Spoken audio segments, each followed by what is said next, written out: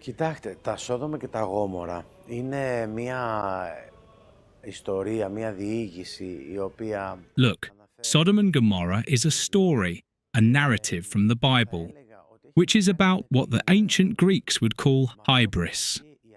It's when a certain limit is crossed, a limit that should never be exceeded. Κάποια στιγμή φτάνει ένα όριο το οποίο δεν μπορεί να ξεπεραστεί. Και τα Σόδομα και τα Γόμορα είναι... Sodom and Gomorrah were two cities actually discovered near the Dead Sea. Thanks to archaeological excavations, we now know which cities they were. The biblical text says that angels arrived there and entered a house, and all the people gathered and wanted to have intercourse with the angels.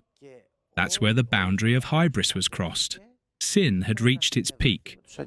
Εκεί είμαστε στα όρια της ύβρεως. Δηλαδή η αμαρτία έχει φτάσει στο αποκορύφωμα. Εκεί πέρα πάντοτε κάτι γίνεται. In human history, whenever something like that happens, something follows. Remember, the cataclysm, the fire falling from the sky, even that has been archaeologically explained. We know why it happened.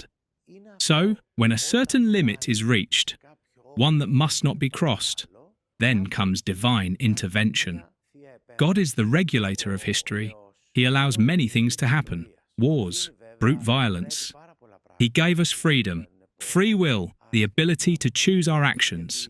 But when a line is crossed, he intervenes. He is the one who regulates history, and thank God for that. If it weren't so, we would have destroyed the planet long ago. Είναι ο ρυθμιστής της ιστορίας και αυτό και πάλι καλά που είναι έτσι τα πράγματα, διότι θα είχαμε καταστρέψει τον πλανήτη μας πολλά χρόνια πριν. Φαίνεται μέσα από τα κείμενα μια τιμωρητική διάθεση. The text might seem to show a punitive side of God, and that can trouble us. But in the Old Testament, there's a clear pattern: sin punishment, repentance, salvation. This pattern runs through the entire Old Testament.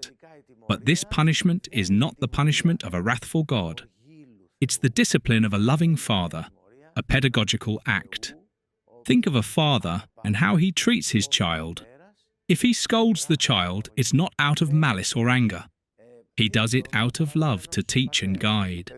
Και αν κάποια φορά του φωνάξει, είναι σίγουρο ότι δεν του φωνάζει επειδή έχει κάποιο άλλο συμφέρον ή εμπάθεια. Από αγάπη κινείται και το κάνει αυτό. In some other Bible text, God seems to be jealous. There, the text applies human attributes to him. It seems like God is saying, "Why should you worship other gods too? You shall worship only me." It's the author of the text who uses these attributes to describe God. That doesn't mean God actually has such human characteristics, like jealousy or other passions. With that in mind, it doesn't mean we're really talking about actual punishment coming from God. As the New Testament clarifies, it's more of a self-punishment. Man, with his own hands, gouges out his own eyes. That's what he does when he misuses the freedom he's been given.